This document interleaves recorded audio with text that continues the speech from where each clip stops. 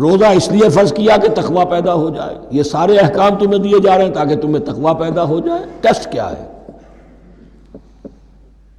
تقویٰ کا litmus test عقل حلال،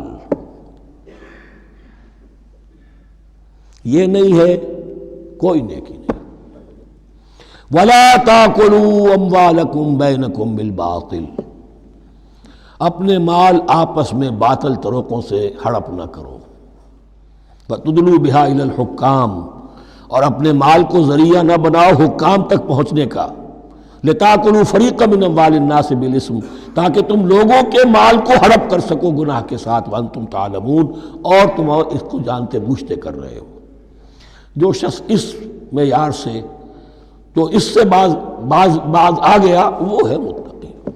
یہ لٹمس ٹیسٹ ہے، ورنہ نمازوں کی تعداد، روزوں کی تعداد اور حرام کھانا تو تقویٰ نہیں۔ یہ میں حیران ہوتا ہوں کہ اب اس پر کبھی غور نہیں کیا ہے لوگوں نے کہ یہ آیت کہاں سے آ گئی درمیان میں۔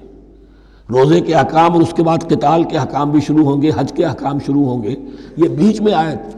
واقعہ یہ ہے کہ جیسے روزے کی حکمت کا نقطہ عروج کیا ہے، وَإِذَا سَأَلَكَ عِبَادِي عَنِّي فَإِنِّي قَرِيبٌ، روح انسانی میں ایک طلب پیدا ہو جائے تقرب اللہ کی۔